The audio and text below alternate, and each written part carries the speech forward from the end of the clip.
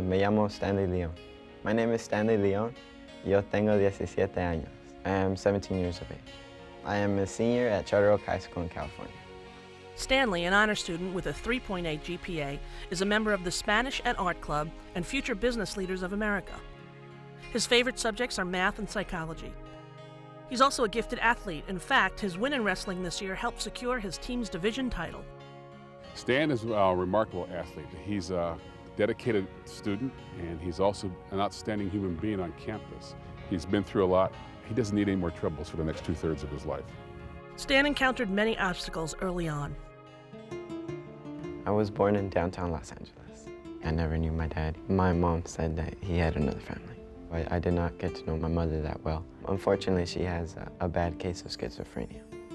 Separated from his mother at birth because of her mental illness, Stan was sent to live with his grandparents in Guadalajara. He was later joined by 2 baby sisters who he always looked after. At best, Stan's mother would be in and out of his life. I love her dearly. I just cherish every moment that I do remember of her. It's been tough.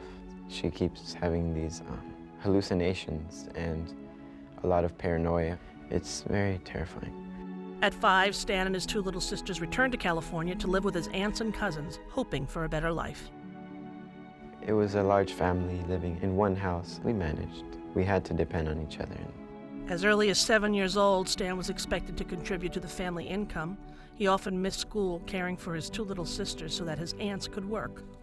During the weekends, we used to just go to the local parks and sell candy and fruits to the tourists. And we also went to the local grocery stores to gather some food that was expired.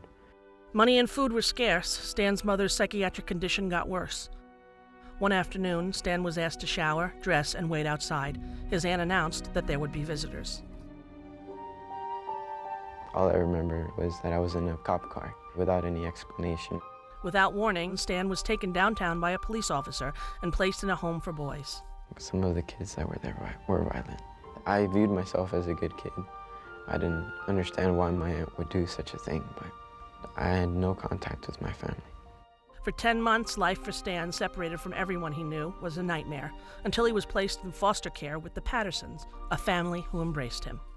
It was love at first sight, and we just bonded immediately and fell in love with him. The Pattersons provided a safe haven where Stan could be himself and focus on what he needed, an education. He finally was relieved of the parental duties, and so Stanley was able to become a child. We were able to give Stanley the added attention that he needed with school. Our bond has only grown. Stan quickly became a respected member of the Patterson household. He worked hard at school, becoming an honor student within months. But years later, some of his past caught up with him.